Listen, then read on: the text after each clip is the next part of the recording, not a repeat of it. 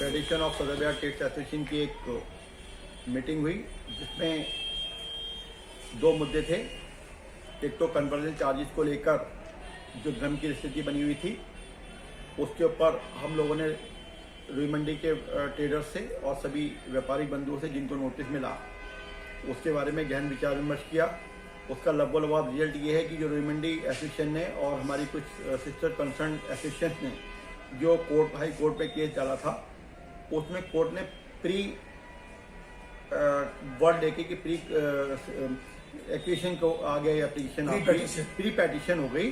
Pre petition का मतलब हो गया आप रिलायमेंट डिपार्टमेंट के पास गए नहीं और पहले हाई कोर्ट में पहुंच गए, तो you will have to go first to all department. तो उन्होंने डिपार्टमेंट को जवाब दिया, उसके बाद काफ़ी सालों तक कोई नोटिस नहीं आए।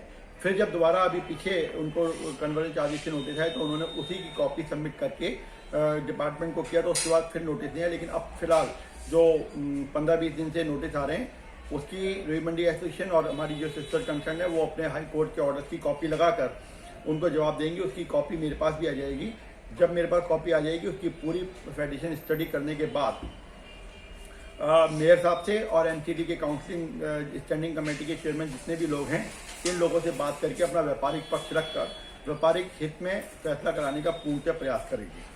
तो ये तो कन्वर्जन चार्जेस को लेकर था। तेलीवाड़ा, रुई मंडी, इन लोगों को नोटिस आए थे। नेचर ऑफ रीजन क्या है उसका हमें स्टडी करना पड़ेगा और पहले हमें अपने कानूनी पहलू को भी देखना पड़ेगा। दूसरा पॉइंट हमारा, आज जीएसटी कमिश्नर साहब ने जो हमारे वार्ड 36, 37, 31 वार्ड जितने भी सदर बिहार की 38 जितने भी वार्ड हैं उसमें हमारे पास लक्ष्मी प्रसाद जी, गोपीनाथ जी, रमेश जी, सैनी साहब, संजय जी और नियर अबाउट 6 ऑफिसर्स हमारी फेडरेशन में आए थे, जिसमें बहादुरगढ़ से हमारे भारती जी, प्रमोद जी, सभी लोग शामिल हुए थे। हम महेश जी, टोनी जी, सभी लोग आए और फेडरेशन में नियर अबाउट हमने 30 लोगों को इनवाइटेड किया था, क्योंकि कोरोना के पीरियड से हम लोग सबको इनवाइटेड नहीं कर सकते थे। उसमें डिपार्टमेंट का ये कहना था कि 2016-17 की जो असेसमेंट होनी है जिसकी लास्ट डेट मार्च है, तो अपने वकील साहिबान से कहकर वो जीएसटी के असेसमेंट करा लें। और क्योंकि 2017 में जीएसटी लागू हो गया था, तो फर्स्ट क्वार्टर 17-18 का जो वैट की असेसमेंट होनी है वो असेसमेंट भी अपने वकील साहब से साहिबान से करा लें, ताकि आपका जो वैट का एक डिले पीरियड चल रहा है उसको समाप्त किया जा सके।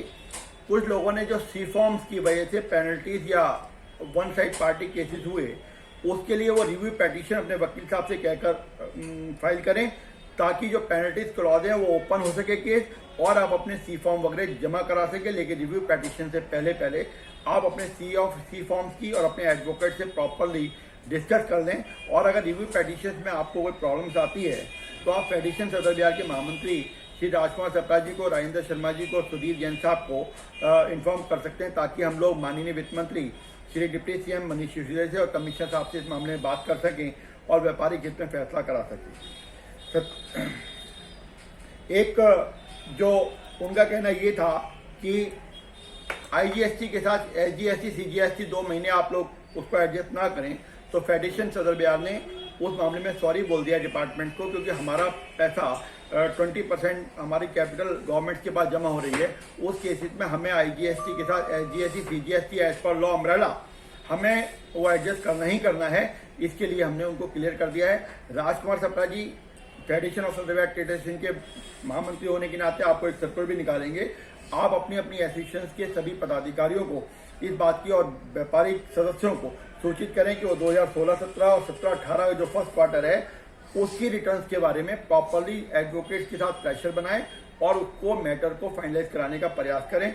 और जिन लोगों की पेनल्टीज हैं उसके लिए जल्दी से जल्दी रिव्यू पेटिशन फाइल करें। और अगर इस मामले में किसी बात की दिक्कत आती है तो फेडरेशन कमिश्नर साहब से बात करने के लिए बिल्कुल तत्पर है, बात कर लेगी। ये बात तो आज की मीटिंग की हुई। अभी कुछ समय पहले अखबारों में और व्यापारियों में एक समस्या आई थी कि सदर बिहार का रीडेवलपमेंट कैसे हो। इस मामले में आप लोग अपने अपनी मार्केट के व्यूज फेडरेशन के महामंत्री को रिटर्न के तौर पर दे सकते हैं, मुझे दे सकते हैं कि आपकी मार्केट का रीडेवलपमेंट कैसे होना चाहिए। कुतुब रोड पर अभी अखबार में चला, मैंने जो यहाँ के एमएलए हैं और काउंसलर हैं इमरान हुसैन साहब, उनसे फेडरेशन के सदस्य के पदाधिकारियों ने, जिसमें राजेंद्र शर्मा जी, राजकुमार चपड़ा जी, योगेंद्र चौधरी जी, सभी पदाधिकारी मौजूद थे। कोतवाल रोड के पदाधिकारी राजेंद्र गुप्ता जी, चपड़ा जी, सभी लोग थे यहाँ पर। हमने इस मामले में बात की, तो क्योंकि बाड़ा हिंदू राव से टोटल पानी का प्रेशर कोतवाल रोड पर आता है, तो वहाँ की जो छोटी लाइन थी वो प्रॉपर उसको झेल नहीं पा रही थी। इसलिए इमरान हुसैन जी ने जल बोर्ड से 50 लाख रुपए का बजट पास किया और उसकी लास्ट डेट हमें 7 मार्च घोषित की कि 7 मार्च से तक ये हो जाएगा। और उसी के तहत जो कोतवाल रोड पान मंडी के सामने पुलिस बूथ है, वहाँ पर उन्होंने एक बड़ा, जिसे बोलते हैं एक हदी कह लीजिए या बड़ा वो सीवर लाइन का बना दीजिए, जिसमें कम से कम जो बड़ी लाइनें जाती हैं, वो जो ओखला तक लाइन जाएगी, उसका उन्होंने बना दिया। और सीधा बरसल्ला चौक से लेके पूरा ये जो अपने सदर बाजार का जो कब्रिस्तान है, यहाँ से लाइनें पड़नी शुरू हो गई हैं। ये लाइनें नियर अबाउट फरवरी के अंदर तक पूरी खत्म हो जाएंगी और उसके बाद जो पानी की समस्या खत्म होनी चाहिए, इस बात का हमें पूर्ण विश्वास है। उसके बाद 5 करोड़ 84 लाख रुपए पुरानी दिल्ली से लेकर तेली पुल मिठाई तक की रोड, जो जिसे रबड़ रोड बोलते हैं, और तिरंगी लाइट लगाने का बजट भी सरकार ने पास किया। तो मैं समझता हूं कि अगर ये ईमानदारी से और इच्छा शक्ति के साथ कार्य ऑफिसर्स ने किया, तो ये काम अप्रैल तक खत्म होने की पूरी उम्मीद है। 7 मार्च तक रोड बन जाएंगे, उसके बाद ये रोड बनना शुरू हो जाएगा।